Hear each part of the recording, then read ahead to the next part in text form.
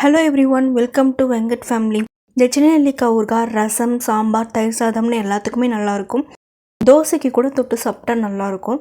எப்படி செய்கிறதுன்னு பார்க்கறதுக்கு முன்னாடி நம்ம சேனலை சப்ஸ்கிரைப் பண்ணிவிட்டு பக்கத்தில் இருக்க பெல் ஐக்கானை கிளிக் பண்ணிக்கோங்க. அப்போ தான் நான் போடுற வீடியோஸ் மிஸ் ஆகாமல் உங்களுக்கு நோட்டிஃபிகேஷனில் வரும். சின்ன நெல்லிக்காயை நல்லா வாஷ் பண்ணிவிட்டு ஒரு கிளாத்தை வச்சு ஈரம் இல்லாமல் தொடச்சி எடுத்துக்கலாம். அதில் இருக்க சீடெல்லாம் ரிமூவ் பண்ணிவிட்டு இந்த மாதிரி எடுத்துருக்கேன். ஒரு கடாயில் 4 டேபிள் ஸ்பூன் வெந்தயம், 4 டேபிள் ஸ்பூன் கடுகு போட்டு நல்லா வறுத்துட்டு சூடு ஆறுனதுக்கப்புறமா ஒரு மிக்சர் ஜாரில் போட்டு அரைச்சி எடுத்துக்கிறேன். அதே மிக்சர் ஜார்லேயே நம்ம கட் பண்ணி வச்சிருந்த நெல்லிக்காயும் போட்டு அரைச்சி எடுத்துக்கிறேன்.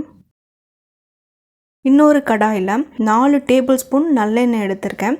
நீங்கள் எப்பவும் யூஸ் பண்ணுற ஆயில் கூட எடுத்துக்கலாம். 2 ஸ்பூன் கடுகு போட்டு நல்லா பொரிஞ்சு வந்ததுக்கப்புறமா நம்ம அரைச்சி வச்சுருந்த சின்ன நெல்லிக்காயை சேர்த்து நல்லா மிக்ஸ் பண்ணி விட்டுக்கிறேன்.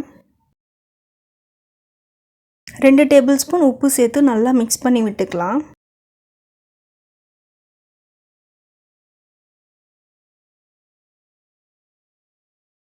நம்ம அரைச்சி வச்சுருந்த கடுகு வெந்தயம் பொடி, தனி மிளகாய் தூள் 3 டேபிள் ஸ்பூன் அளவுக்கு சேர்த்துக்கிறேன்.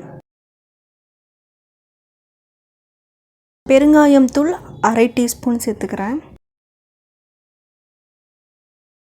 பெரிய நெல்லிக்காய் 1 நெல்லிக்காய் அளவுக்கு வெல்லம் சேர்த்துக்கிறேன். இது போல் ஆயில் எல்லாம் தனியாக பிரிஞ்சு வந்ததுக்கப்புறம் ஸ்டவ் ஆஃப் பண்ணிவிட்டு ஆற விட்டுடலாம். நல்லா கம்ப்ளீட்டாக ஆறுனதுக்கப்புறமா ஒரு கண்ணாடி பாட்டில் இல்லைனா காற்று போகாத பாட்டிலில் ஸ்டோர் பண்ணி யூஸ் பண்ணலாம். வெளியில் வச்சு 2 மாதம் வரைக்கும், ஃப்ரிட்ஜில் வச்சு 4லிருந்து 6 மாதம் வரைக்கும் யூஸ் பண்ணலாம். ரொம்ப டேஸ்ட்டாக இருக்கும். கண்டிப்பாக ட்ரை பண்ணி பாருங்கள். ஓகே ஃப்ரெண்ட்ஸ், நெக்ஸ்ட் வீடியோவில் பார்க்கலாம். பாய்.